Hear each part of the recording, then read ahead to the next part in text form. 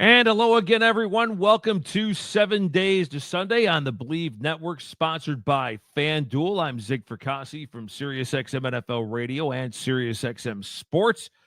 As we welcome in my good friend, of course, Tulsa Football Hall of Famer and Bills standout lineman, and not the latest guy to come back to Western New York, at least on the active roster, is my good buddy, Jerry Ostrowski. How are you, my friend? I'm good, Zig. I was just going to say, if I got a phone call in the middle of the show, I'm going to have to take it. It might be my agent tell me I'm going back to the practice squad, man. So it's funny. Goodness. I think everybody that's played in Buffalo, maybe back to Joe DeLamalore is waiting by the phone to try to get a phone call. Jim and get Haslett, you're on the Yes. clock. Fred Smirlis, Exactly. Andre Reed. So, But no, I mean, I understand it. I get it. There's different theories about how you handle this, and obviously the Bills are bringing back players that are familiar with systems and everything.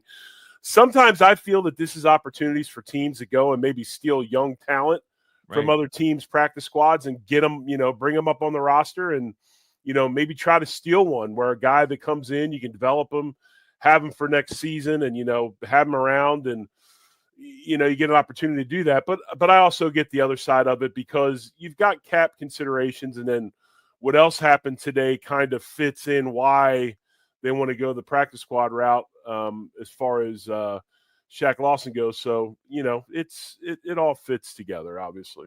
well, as well as I do, it's not going to be the sexy addition. And what Jerry is talking about is Shaq Lawson, who now is his third tour of duty in Western New York. So, Jerry Rice ain't coming through that door. Lawrence Taylor ain't coming through that door. Yes. I'm going into my Rick Pitino spiel. Larry Bird ain't coming through that door. And if they are, they're old and gray. But the point being is, too, if you've got a guy that's available that knows the system, and you are in a playoff push right now, we'll get to that debacle from Thursday night against Houston in a moment here. Right. You might as well just, why not add somebody who knows the system and at least can help you get there, of course, being the playoffs. Right, obviously, and, he's very familiar with Buffalo, third time back. I think the only one that's been back more times than him is Jordan Phillips, who's obviously on the main roster. He's been back re-signed 4 times by the Bills. But, they obviously have some issues at defensive end. They've been using TJ Sanders as a defensive end the last couple of games. TJ Sanders obviously drafted to play inside. Now he's having to fill in outside. You'd like to have him playing inside and getting a lot of those reps from, Jordan Phillips, who let's face facts. He's old. He doesn't have much left in the tank. So you'd like to get these guys up to speed, but because of injuries, Landon Jackson going down, we don't know what's going to happen with Bosa in the wrist. He's been kind of quiet the last 3 weeks, as that whole entire pass rush has been. You got to try to bring somebody in to maybe get some instant backup in case you need to call somebody up. So obviously he fits the bill, but then also too, with today's move of Brandon Cooks clears waivers from the New Orleans Saints, the Bills then sign him to the active roster. They needed that money to get him signed as well. So another addition by the Bills today is they just try to find some sort of spark on either side of the ball to get this thing going in the right direction. And Brandon Cooks, of course, is 11-year veteran of the NFL, was originally drafted by the Saints in the first round. Has had a very productive career, although a little bit nomadic. He's been with teams like the Patriots, with the Rams. He does have Super Bowl experience, and as recently, Jerry, as 2 years ago, he had a 50-plus catch season with the Cowboys, so he could still be productive. The year before, or a year after with Dallas, the numbers went down a little bit, but I believe there was an injury involved, and then he went back to New Orleans this year, and maybe it was just a case there that he went to a situation where he thought, second time around with the team that originally drafted him, he could be an asset to a young quarterback. But the fact is, the Saints are just a train wreck right now, and figure, hey, with Brandon Cooks, you know what? If the opportunity arose, go to a team that has a chance. I know Denver was mentioned in that mix, but I think in the final analysis, this may not be the sexiest addition, but anytime you get a veteran with Super Bowl cred, street cred, like they tried with McCold Hardman. I say go for it because he's a good guy in the locker room, and I think he could still be a productive asset for Josh Allen. Right. Obviously, 20th overall in 2014, as you talked about. And this is a guy that, if you look at his playing style and his reputation throughout his time in the league, he's known as an elite straight line guy. He's got the ability to win deep on go routes and posts and things of that nature. He can line up, but he can also line up in the slot, although we're a team that has an ample amount of slot type receivers. But he can do a lot of things, and he brings that, that explosiveness downfield. Now, obviously, as you get older, you lose some of that, but still a very competent wide receiver that understands how to run routes and get open. That's not my concern right now. And I think as we kind of move from this into last week's game in Houston, I think the concern is no matter who they sign, whether it's Cooks, whether it's whoever, they've got to utilize him properly. And Joe Brady has to show that he will evolve some in his offense and utilize the talent that's brought in, because right now, when you look at the way the Bills are trying to pass protect against some of these teams they're playing, and then some of the route combinations and things they're trying to do, really doesn't matter who they bring in. It ain't working, dude. It's not working. So is it talent? Is it the play calling? Is it both? Right now, when I look at this, I think it's more of a scheme issue than it is a talent issue. What's the difference? As far as the scheme issue? Yeah. Well, there's a few things. I mean, this is an offense that does not run any choice routes. They don't run any option routes. And so, which is hard for me to believe as an NFL team. When I say option routes, as a receiver comes off the ball, he sees coverage, and then he's going to run one route or another, depending on how they're playing him in the secondary. Something that Ken Dorsey had a lot of in his offense. Something that Joe Brady does not have in his offense. He wants to know where everybody is at every time, all the time. He wants to make sure his receivers are running where he wants them to run, which is fine and dandy, but sometimes you need to have those choice routes within your offense. Second is he's a big mesh concept coordinator, meaning mesh is when you got two outside receivers, one on each side of the ball, and they run across the middle of the field and they'll cross, and you try to create confusion in that mesh. And then as they clear each other, that's when you can kind of read who's open and who's not open. Almost like a screen without contact, right? Right. It's almost like pick plays without actually setting without a the pick. Right. And then a lot of times they'll tag what they call a rail route with it, like with James Cook or whatever out of the backfield. We would call it a tailback wheel route, not a tight end wheel route, but like a wheel route, or a rail route with the tailback. And the issue of this is right now, when you watch what the Bills are doing, and it's kind of this perfect storm, you've got protection issues up front. And a lot of the protection issues are this has been, is, and we'll see if it will be a 5-man protection team. And the way it's always been is the 5 linemen have 5 guys and Josh Allen has everybody else, and figure it out. And when you played like last week against Houston, and I'll give you a prime example. Okay. Our Buffalo pass rush has been not very good the last 3 weeks. Right. After that Chiefs game, you had the Bosa injury. You had some other things going on. Not very good. Been pretty much flat as far as constant quarterback pressure. They played Houston, and Houston chipped the tight end, chipped the tailback, kept the tailback in like every play. Absolutely. And this is against a pass rush that's not very good right now, or not very consistent. And then you to the flip side of this zig, and you have the Bills, who are playing the number 1 defense in the league with probably the best pass rush in the league. And not one time did we give our tackles any sort of help. Oh, Fino went off on that big time, by the way, Monday night. I did the post game with him. Yeah. Right. And I'm sure he would. And I feel the same way because I played tackle for 3 years as well. Sure. At right tackle. And there were times when you were playing against the Cat over there that you came to the sideline and said, look, you went to the O-line coach or the coordinator, said, I need a little help. Or even in the huddle, you went to the tight end, you said, hey, give him a shot on the way out. Right. And, the thing about it is with the way we run mesh routes, they've got time to chip on the way out. It's not like they've got to fly out of the backfield or out of there, get to a route, because there's time to do some things. And really, if it's done right, it doesn't hamper timing at all. So I had a really difficult issue with that because the quarterback, was on the ground way too much. And, our tackles, while good, really good, Dion being one of the best in the league for quite some time, and Spencer Brown being one of those guys as well, they're out there on an island playing against dudes with incredible amount of crowd noise. Just really, really difficult. And so, we talk about bringing in Cooks and all this stuff, which is great, Zig, and that's awesome. You want to try to bring players in to help, but are you willing to help as a coordinator everybody else to make these additional assets be productive? And that's where we are right now as an offense.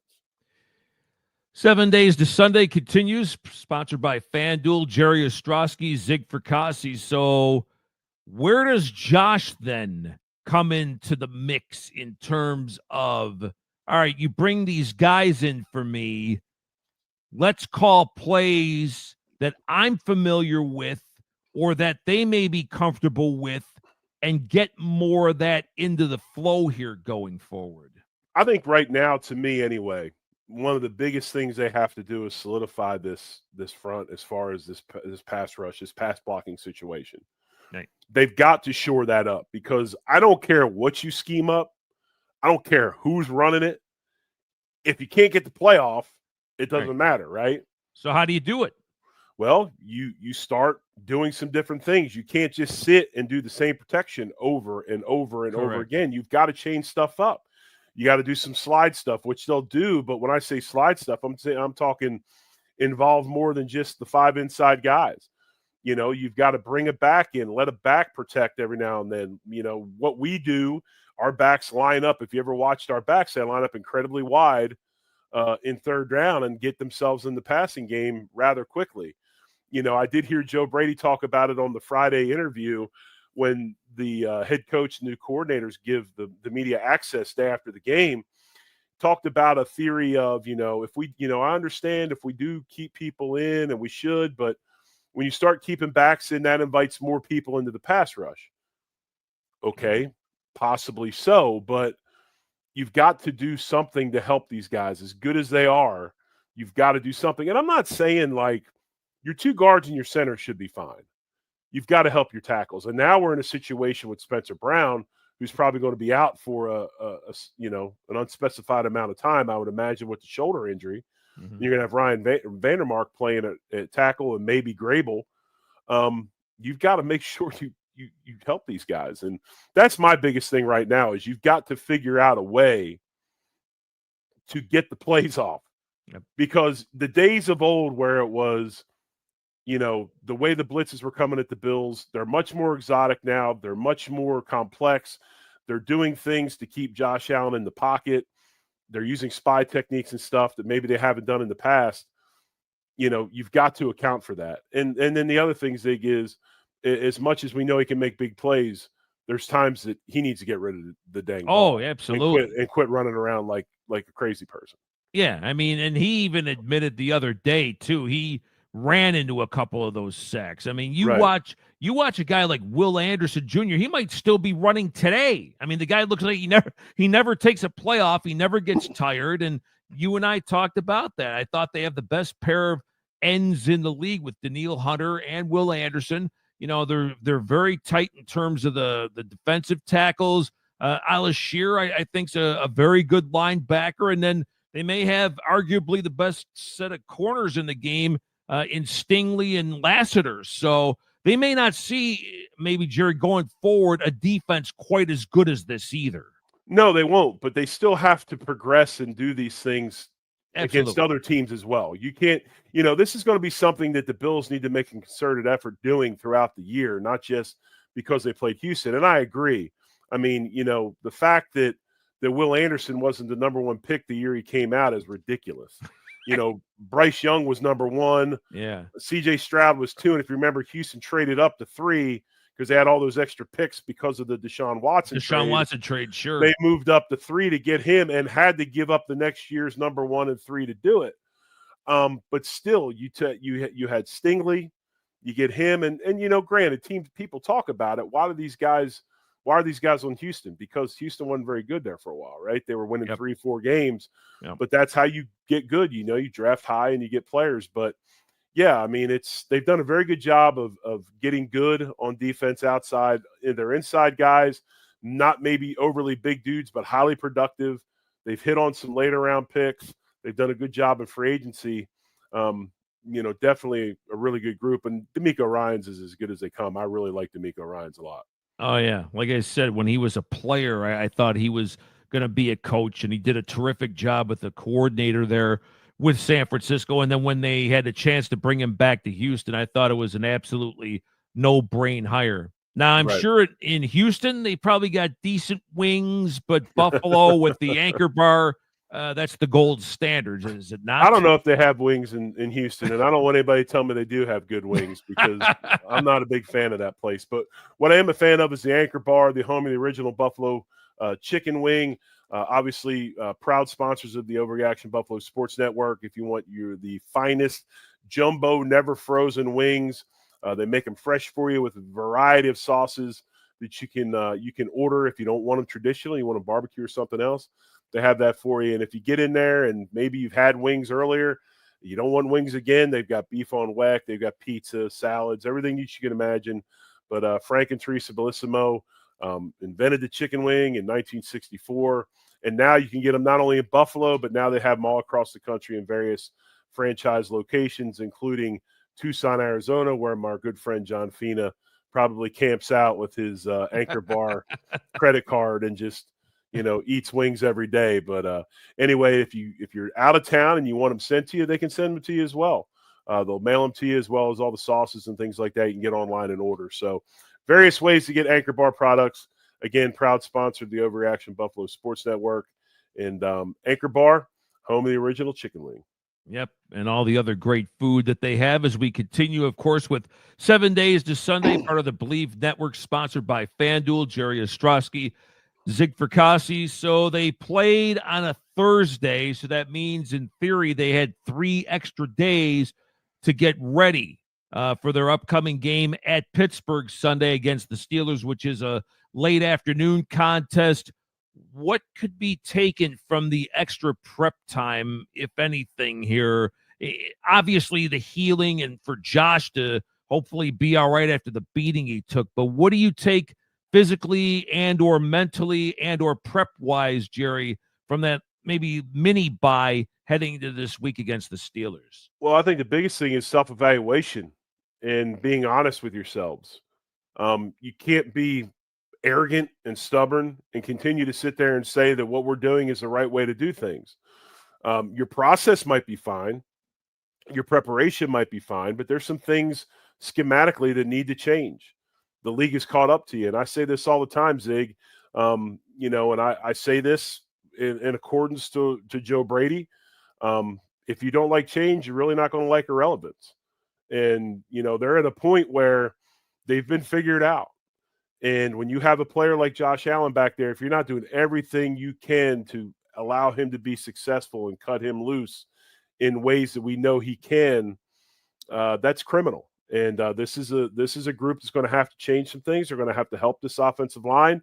They're going to have to continue to evolve in their running game and change some things schematically in the running game, especially this week against the Steelers that run a 3-4 defense. So it's going to be something different than they've seen all season long. They play against 4-man front teams. This is going to be a 3-4 team that plays tough defense. Cam Hayward over the nose, so it's going to be different from McGovern to have a head-up guy every play. And they're going to get after you. So that's the biggest thing is really self-evaluation and being honest with yourself and saying, look, these are some of the things we need to switch up to try to get ourselves over the hump. Of course, Sunday they take on the black and gold, the storied Pittsburgh Steelers, although they came off a loss against the Bears on Sunday. And I thought this was one of those games where, you know, everybody, the narrative nationally at least, Jerry, was the fact that, you know, the Bears have this gaudy record. They've won 4 straight and 8 of the last 9, but it's the who have they beaten category. But again, goes back to that argument. If you're a good team, you beat the ones you should. And I thought this was sort of a litmus test game for him. Granted, Rodgers didn't play. Indications are, though, Tomlin's confident that Aaron will be able to suit up against the Bills, but Mason Rudolph acquitted himself well. But Caleb Williams, I thought, did some real damage, especially in a lot of those seam routes that seem to be open against Pittsburgh. So maybe that's where something Buffalo looks at as well, because that's the one thing I think even fans of the Steelers acknowledge here. They have the highest priced defense in the league, Jerry, and at times they have not lived up to snuff this year. Exactly. I think that when you look at the Steelers, and obviously the Bills coming in as 3.5-point favorites by FanDuel, playing in Pittsburgh. Pittsburgh's 4-2 at home this season. But, we talked about Caleb last week as far as Ben Johnson doing a really good job with him as far as, getting him reined back in and playing more like a pro quarterback. Exactly. But those 5 to 10 plays a game where he needs to be Caleb Williams, he can. And that seems to be working for the Bears right now. But, one of the things that the Steelers are missing, and it's funny because when you look at the Steelers and you look at the names, you're like, Watt, Hayward, some of these guys, I mean, they got the big Jalen Ramsey, Jalen Ramsey. But what is the deal with Pittsburgh? They're older. Yes. They're not young anymore. Mm-mm. And the Steelers have had issues in the passing game covering downfield. That's one area that Buffalo can wreak some havoc with this week if they can protect is, in that passing game. So obviously the Bears took advantage of it. We'll see if the Bills can take advantage of it.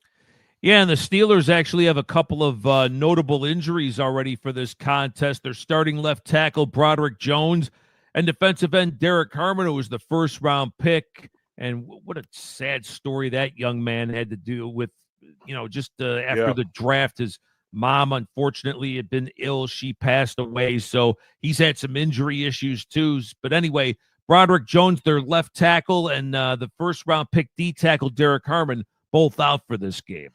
Yeah, I mean, it gives the Bills an opportunity to get after him a little bit on defense. And, obviously our run defense is not great. I thought they did a really good job against Houston last week of making adjustments in the second half and having success. Now, I think they got off the field 4 3-and-outs, and then they gave up the 1 field goal after the turnover. They did a good job shutting down Houston in the second half. But, obviously a different team. Pittsburgh's going to want to try to run the ball. They're going to try to run it down their throat with Jaylen Warren, who's a very good back, former Oklahoma State Cowboy. They're going to try to be physical up front. With some injuries on that offensive line, that's going to hurt them a little bit. We know Aaron Rodgers is really, really careful with the football. And while they're not super explosive right now at receiver, you would think they would be with DK Metcalf and the likes. One area that they do exploit, they are really, really good at, is getting the ball to the tight ends. And that's all 3 of them. Even if one looks like an offensive tackle in Washington, they still get the ball to all 3 of them. And so I would expect the Bills to have to, to do a good job of making sure they know where the tight ends are. But what's funny is Buffalo does a pretty good job of defending the tight ends, one of the better teams in the league. So, another strength versus strength type matchup. Yeah, absolutely. And another guy who's been getting play for them, and I always thought he was kind of an underrated cog with the Eagles, is Kenneth Gainwell. And I know he's been breaking some big plays for them within the last couple of weeks. That's an option there. You talk about Washington. That dude, if they converted him, Jerry, to left tackle, I think he'd be in the Pro Football Hall of Fame because he's got that type of ability and that size. What was the old saying back in the day? It was a $20 cab ride to get around a guy. So, I mean, if they ever moved him to tackle, which they've had a history of, if you think about it, back to the 70s. Larry Brown was a tight end. They converted him to tackle, and he had a very productive career. But I don't know if Pittsburgh's ever going to do that. But, the Steelers, a lot of narrative, because I also do a show on Steel City Sunday, which is a format like this, which devoted to Steelers. Yeah, and Todd Haley's a part of it, and my good friend John Phillips is the wheel behind it. And there's a lot of influence there in Pittsburgh that thinks that as good as his record's been and all the non-losing seasons, Jerry, that maybe, just maybe, Mike Tomlin's lost a little bit off the fastball. And just getting to the playoffs and all that anymore. In fact, they haven't won a first-round game, I think, in almost 10 years. hard to think for a team that's had 3 coaches in the last 56 years, but I think the natives are getting a little bit restless in Pittsburgh about maybe Tomlin's lost a little bit of the fastball. There is some of that, and I like Tomlin a lot. But what I will say is this. These two teams are very similar. Yeah. Pittsburgh and Buffalo. Other than the quarterback spot where you've got Josh still has good solid years left. Obviously, Aaron Rodgers, probably his last year playing. But these teams are both very similar. They're star players. Most of them are older players. Yes. And they're down the road a ways. And, how are they rebuilding this team? And they haven't really gone out. I know they went out and got DK Metcalf, but, how does that trade worked out for them without really digging into the stats or whatever? They're very similar. And I think some of this is, one of the things that I've always been concerned about with the Bills, and it's with any NFL team. And like I said, I think that Belichick did such a wonderful job of this in Pittsburgh, in New England. And I think it's the number one thing he did besides obviously having Tom Brady. But you remember at the end of that relationship, it became tumultuous because he wanted to move Brady a couple years early. Yes. And, when he ended up, and then he ends up going to Tampa, but it's one of those situations where you can't fall in love with your own. No. I know there's a lot of fan favorites and everything, but the way the cap is, the way the management is, 18 games, you've got to – these NFL teams are going to get younger and younger, Zig. That's right. Every year they're going to get younger and younger. And you got to really watch how you do these things with your rosters and as far as the older players go. And when I look at the two rosters, they're very, very similar. Absolutely. All right, so we're to that point of the show here, and Jerry fighting it a little bit, so hopefully that cold of his gets a little bit better. It's it's a pain in the butt this time of the year. Keys to the game, number 1, sir. I think the biggest thing for the Bills is they've got to come out and run the football. I know I say that all the time, but that's really the bread and butter of this Buffalo offense. And when you look at Pittsburgh, you have to set the run up, because it's going to lead me to my next key, which is you've got to be able to take shots on that defensive secondary. Agreed. That secondary hasn't been very good. There's players missing from it. They've given up explosives. And if you can establish that run, you can get into the play action. We know that Pittsburgh is a downhill defense. So if you can run the football, you can set up the play action, which the Bills do very, very well, and then maybe make some plays downfield in the passing game. So you're going to have to get that thing established. And, they're going to have to do some things differently this week. Probably more gap scheme runs and zone, because you're playing that 3-4 look. It's a lot easier to run gap than it is zone against that head up nose and those two inside linebackers. So I would look for that from Buffalo this week.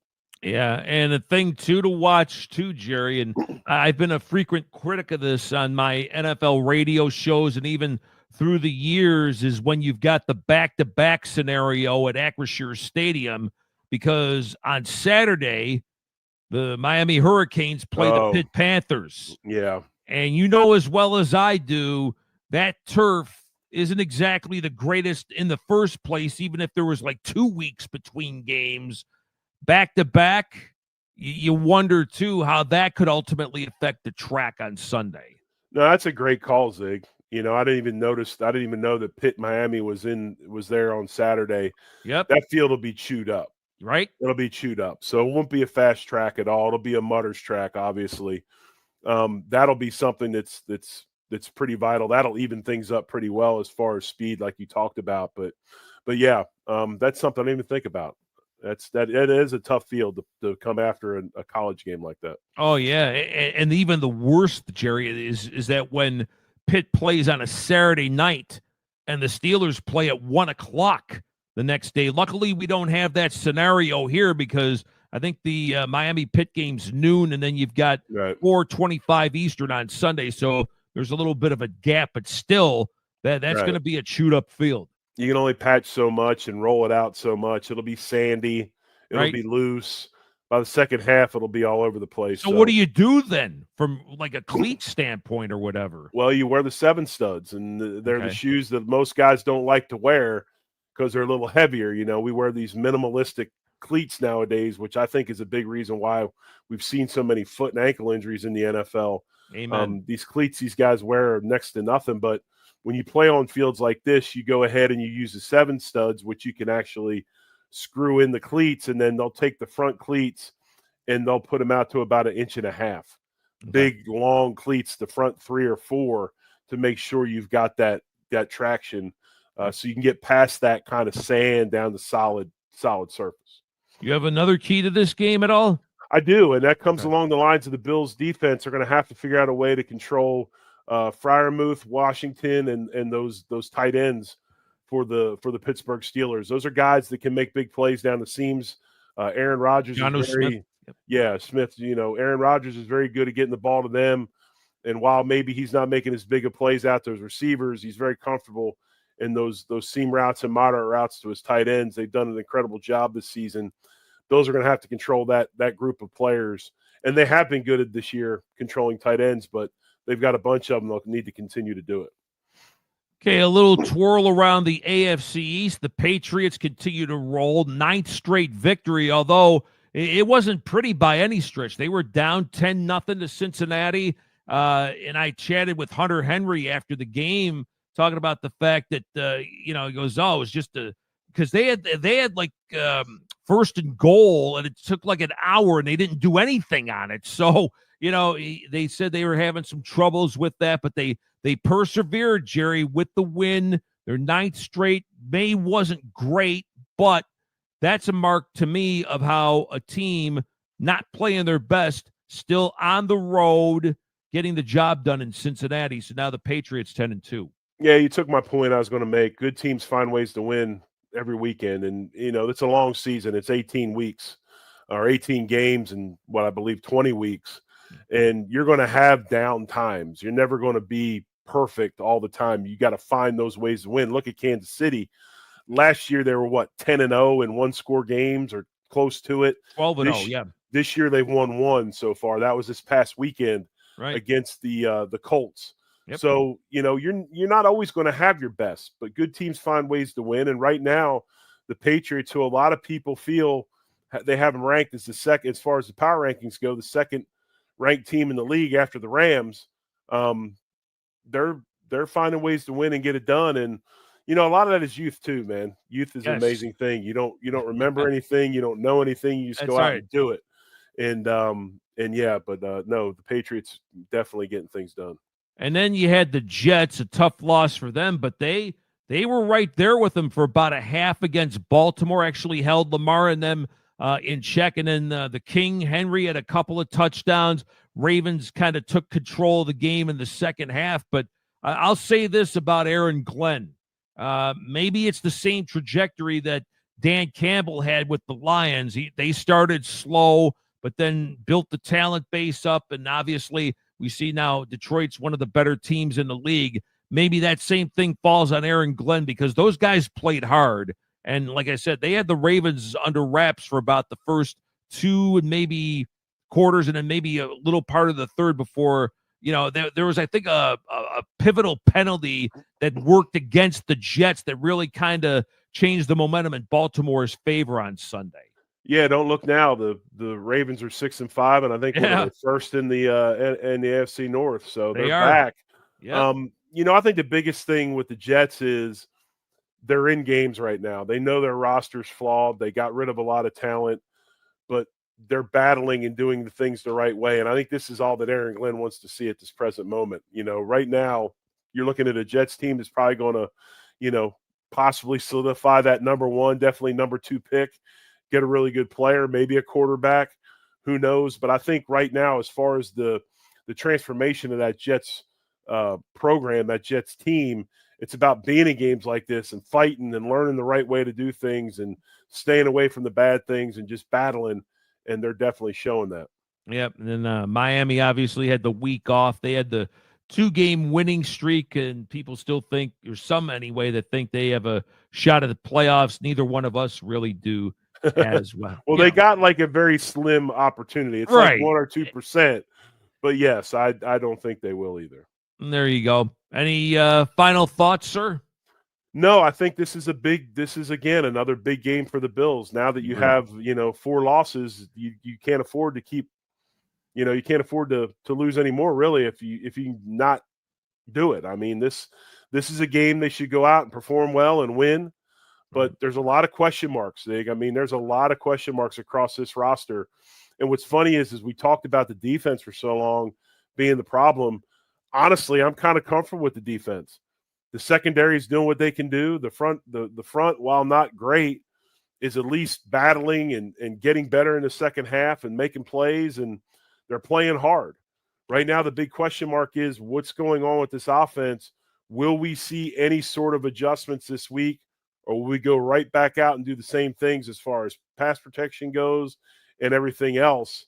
That'll be the big question mark, because this is another team that you just can't throw the helmet out and expect to win. You're going to have to go out and earn it. Exactly. And just to remind people, too, the following Sunday, the Bills are home to the Bengals, and it looks as though Joe Burrow will be back for Thanksgiving night's game against the Ravens. So everything goes according to plan, Jerry. They'll see number 9 of Cincinnati at Highmark Stadium. And by the way, the time change to that game, they swapped out Chicago and Green Bay. So now the Bengals-Bills a week from Sunday will be a 1 o'clock Eastern kickoff.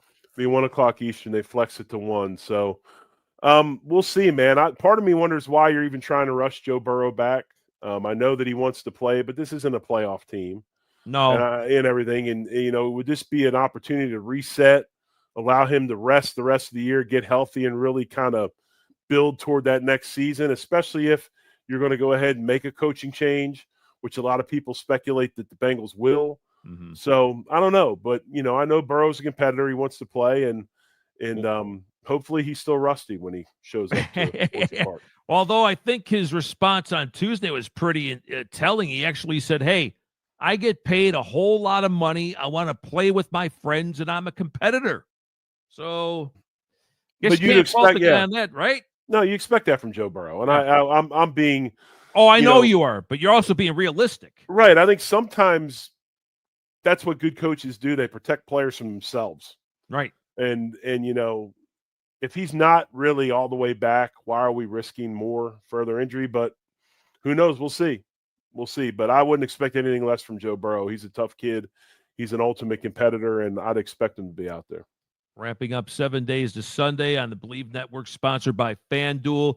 From all of us to all of you, a very happy and healthy Thanksgiving. And Jerry, I got to say that you and Joe and John, Bellel, and everybody has been warm and thankful to me, and I'm very grateful for being part of this. So I want to say happy Thanksgiving to you and yours, and thanks for putting me into the family, so to speak. Now, well, happy Thanksgiving to you, and actually, believe me, thank you for saying yes, because that's amazing for us that you would spend the time with us and come on, and such a big time voice in the world of sports, and obviously Sirius XM, NFL, and so anyway, thank you as well, and happy Thanksgiving to you and your family, and I hope you have a great time, great day, as well as all the listeners out there. Enjoy your time with your families, your friends. Amen. Eat as much as you can because you can sleep, and right. Let's hope we get a Bills victory on Sunday. Until next time, for Jerry, I'm Zig. Go Bills. Much love. Go Bills. Feel the same day.